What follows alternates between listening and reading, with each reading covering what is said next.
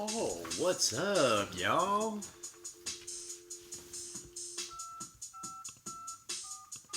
Got some fat beats today. I know this one is not in y'all's collection. Got a rare gem for ya.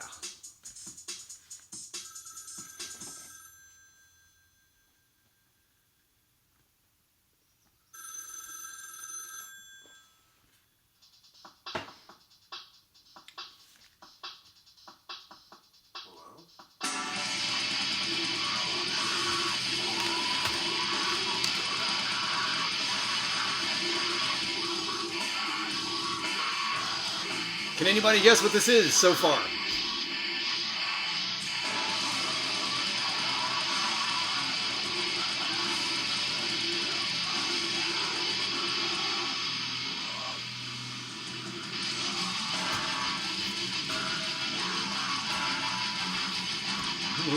A big old snare was cool.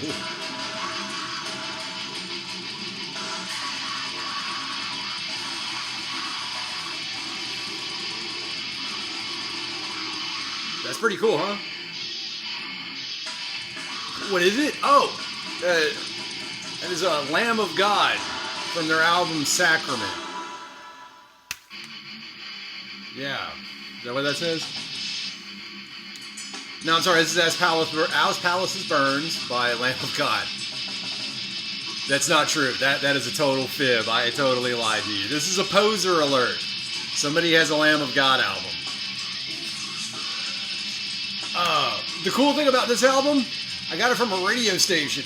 So this actually has the edited versions of all the songs. So when he drops F-bombs, you don't hear the F-bombs. They're muted out. For real. So this is actually pretty rare. It's not very good. It's fucking Lamb of God. Although that song Blood Junkie is the shit. Y'all have not heard Blood Junkie. Fucking listen to that one. That's so fucking sick. Now, what are we listening to? For real. What are we listening to? For real, honest this time. Cephalic Carnage. Cephalic Carnage, Conforming to Abnormality. This is like the Italian press. I think I showed this off in a way earlier video where Cat Shades was asking to see some shit. So if you have the CD, it's like a packed weed bowl, and if you take the CD out, it's the cashed ashes and the cashed bowl. Yeah, I still remember some of my weed talk. So yeah, man, there's a guy on YouTube that has a copy of this, and it is literally, look at that, that's about painful as fuck to read those lyrics. Those are the lyrics, y'all. And yes, I may have taken LSD and attempted to read that. I don't think I'd recommend doing that. I have a t-shirt, still, an old t-shirt with that artwork on it.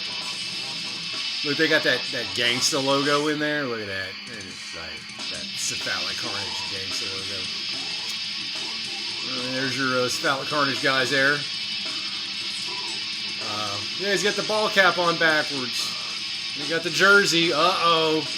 J-Dog would not approve of this, would he? Nah, J-Dog would be like, oh, posers. Like, I don't care, man. I saw this band live. They're fucking awesome. They were. Back when they were original lineup. They were pretty fucking sick. Saw some cool shit. We're going to spin that.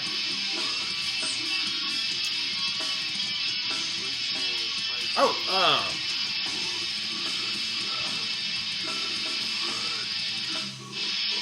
so yeah, that viewer recommends, that was, what were we listening to? Morbid Saint, that's what we were listening to. Yeah, apparently a lot of y'all knew Morbid Saint. That's cool. Y'all have more bullets in your bullet belt than I do at that point.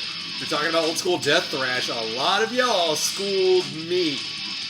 Good job. But you also brought up some really good stuff. Who was it that brought up Apocalyptic? Killer Cameron. Yeah, he wanted me to call him Cameron instead of his little YouTube handle. So, Killer Cameron, what's up, dog? Haven't heard from you in a while. Glad you're still out there listening and hanging out with us. But anyways, he just got Final Holocaust from Massacra. Massacra. So it's like massacre, but an A instead of an E. So Massacre. I was very familiar with Massacre. I knew who that band was. You couldn't get around that one. So Apocalyptic Warriors from Final Holocaust. That was a fucking good song right there. That Final Holocaust was good. Oh yeah, careful typing that into fucking YouTube.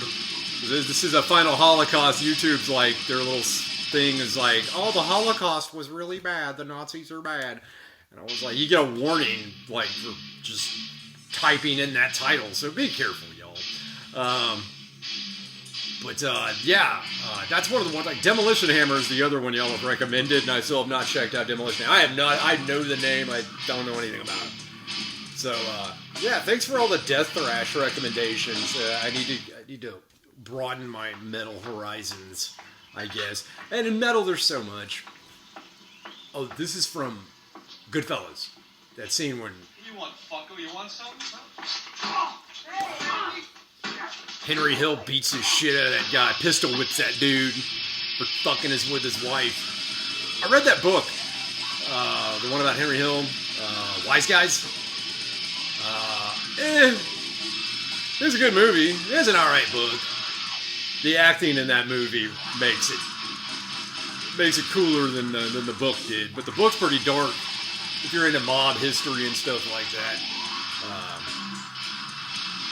So anyways, Final Holocaust, Massacre. Yeah, Killer Cam said he just got that and a couple other cool things. So, awesome. I got some new stuff coming in too. Some rare black metal stuff and stuff that's, you'll see it when it comes in. Some of y'all might be upset that I've actually bought some of this shit. But I don't give a fuck. I like it. It's obscure. It's extreme. It's fucking brutal. That's what we're all about. I don't care about your politics and your music. I mean, I guess I do, sort of. Like those commies and lefties, yeah, like, fuck them. Like Antifa shit. Shit's so played. This shit was boring as shit. So what else we got here? Oh! That Massacre. They're from France. Final Holocaust was good. Final Holocaust demo. It was way different than the album production. Like, it literally sounded like two different bands almost playing the same songs. Because that demo came out way different. But I enjoyed that one. I wish you remember.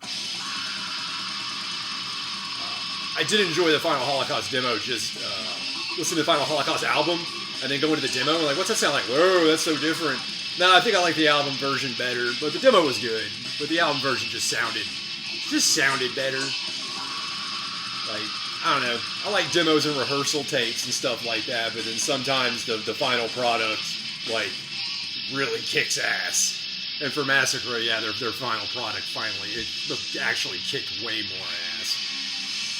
I know Justin talks about it, I'll talk about it too, because we love them demos and them EPs and them rehearsals, because it sounds so raw and so good. But here's the case where the final product, Final Holocaust, that finished album was way better than the demo. Satanic Warmaster was another one like that. I listened to their demos and was like, I don't know, it's not really for me. And then it's the final album, I'm like, that's much better. Yeah, hint, I've got some Satanic Warmaster coming in, so I don't have to listen to it on YouTube now. I can actually spin it in the comfort of my own home. Working out, eating edibles, playing with my guns and knives, tending my farm. I want to get big outdoor speakers, like bullhorns and shit, and wire that up to my CD players and stuff like that, so I can blare out fucking music all over my land and shit like that. Really fuck up neighbors and stuff like that. Yeah. The cops ever raid, just play some hillbilly bluegrass. In the wrong neighborhood, son. So anyways, cop story. Oh shit, this just happened. Well, it sort of just happened. So at the time of recording, it was the day before. So when I'm recording this, it was the day before. So it's going to be days from now when y'all see it. This might go up on Saturday. These people, I don't know who these fucking people are, showed up at, not my house, a relative's house. I was at a relative's house, which is not far from where I live. And I showed up and I was like, let me get that fucking shit. Because they were like all old and shit. I was like, I'll get the fucking door. And it was a couple of misfits, a guy and a girl. They were together. as it turns out. But the guy, he had like, I've been in multiple county jails, probably even a state prison look about him, and these old faded tattoos all over him. Yeah, he was a rapscallion if I ever saw one. Seemed like an okay guy, but definitely somebody who liked his illegal drugs. So they brought up a newspaper, like, hey, do you mind if we talk to you for a minute? And they had a newspaper in their hand, a local newspaper from another county over. Not that fun county that I've been telling you about, but another county. And I had that newspaper. I was in the newspaper. I've read it before. I don't live in that county, so I don't get it very often.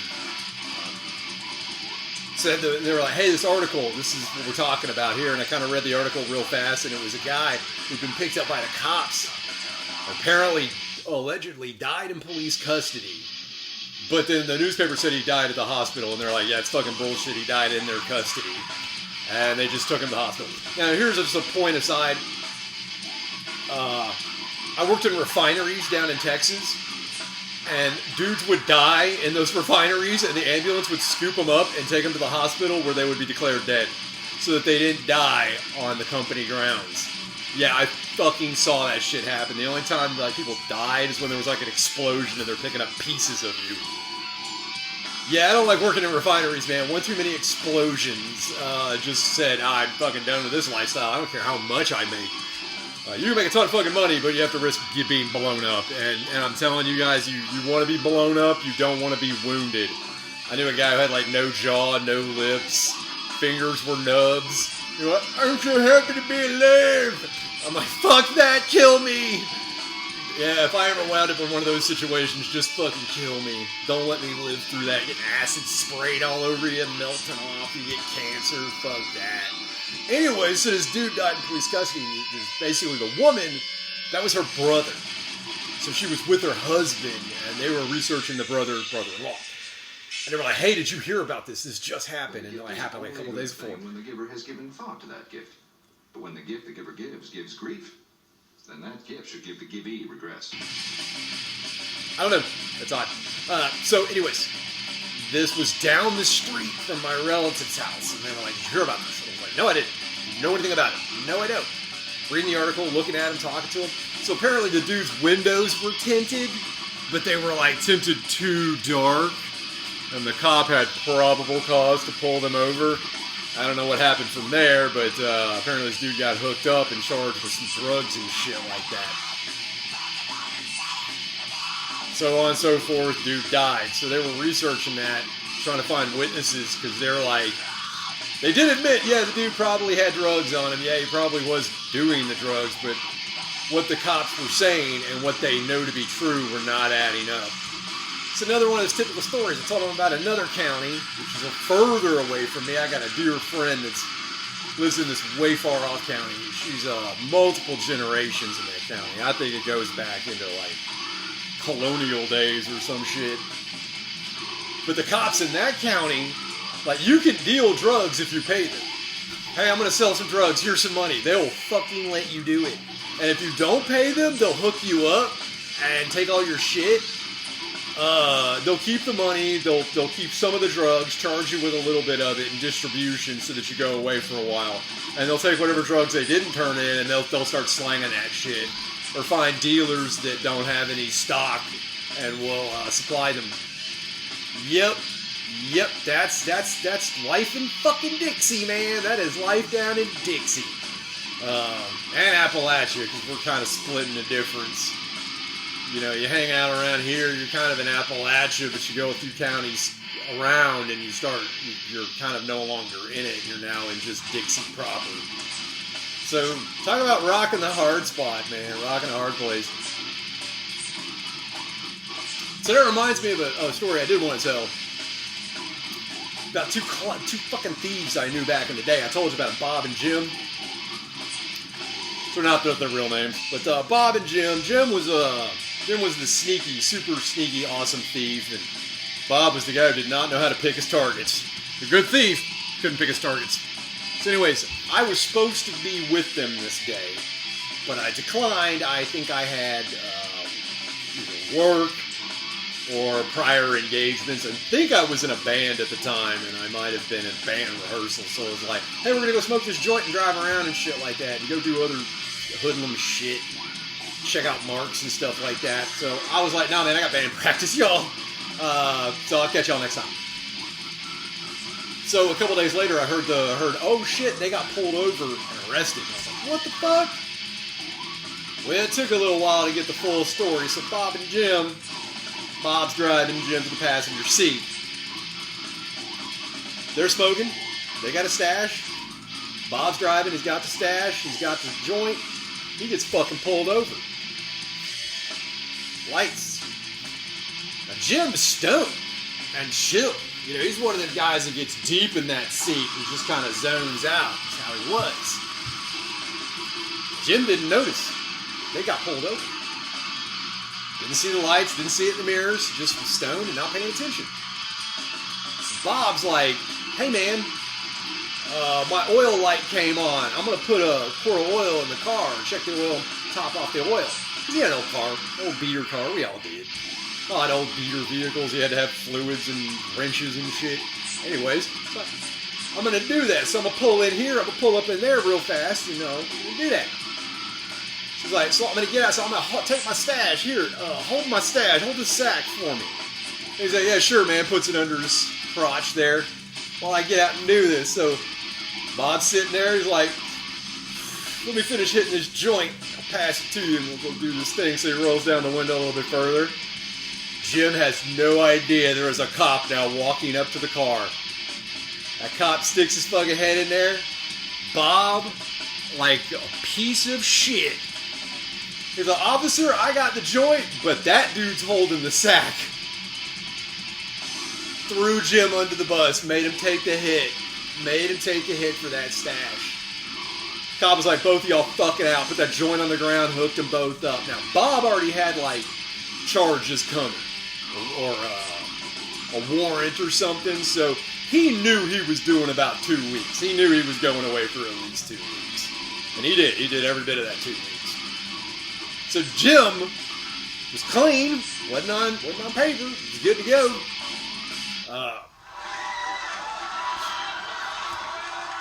So he just, I can imagine, because I knew this guy so well, I can just imagine when that cop walked up, he would have been like, what?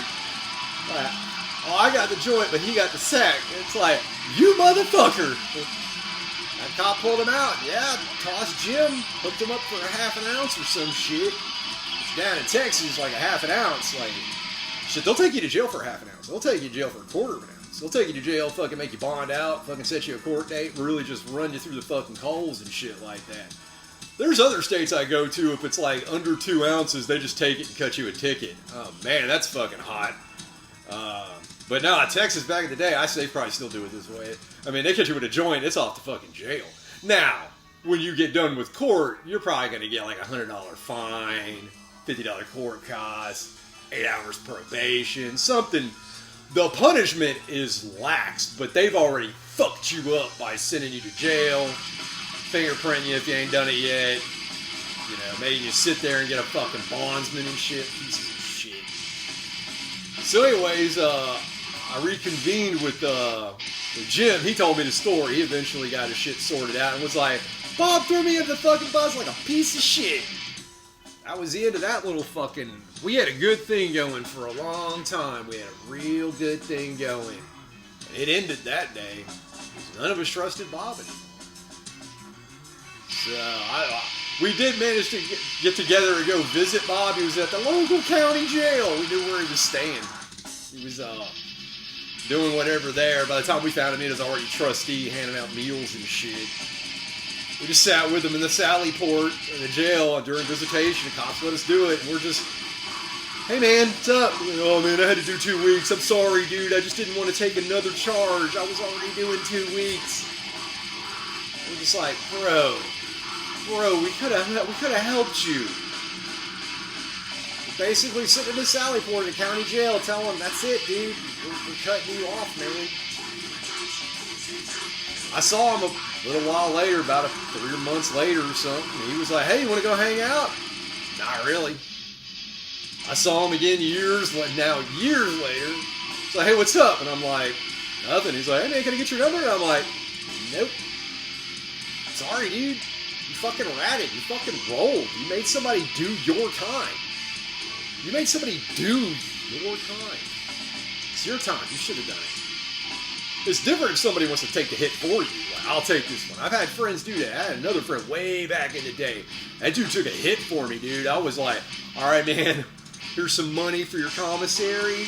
I'm going to go to your mom's house and make sure she's cool. You need anything? Want me to get anything for you? Take you to the store or anything?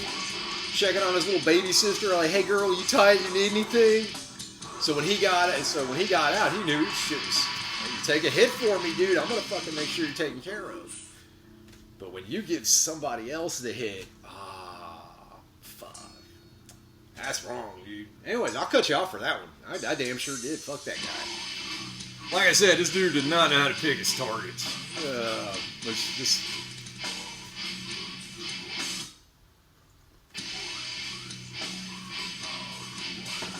Anyways, that's a little crime and story time. Crime story time. It's interesting.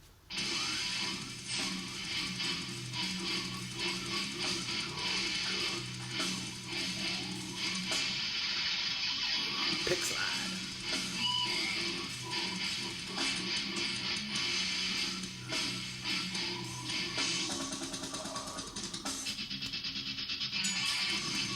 So anyways, German. Guy who's got German in his hand. German guy who's not a German. What's up, dude? He wrote the coolest fucking comment. Oh my god. Dude, you were so cool. You were just the coolest guy. Brother, I want to give you a hug. I seriously would hug you, dude. And in a totally normal, two heterosexual guys hugging each other, that kind of way. You're a very, I don't want to say sweet, but you're a very sweet guy. That's very kind of you to say those wonderful words. And for the rest of you, to add on to what he was saying here, yeah, if we were hanging out, that's what we'd be doing. Jam some metal, talk about crime, talk about metal, talk about dumb shit. Probably hitting that J. Y'all can drink, I don't drink. Y'all drink, you have a beer. But, man, I'm at 22 minutes. You were listening to Cephalic Carnage, conforming to abnormality. There's a copy online of this. You can go check it out. Anyways, I'm Cattle Prod, your Appalachian Warlord. Remember, it's not voluntary, it's tyranny. Later, y'all.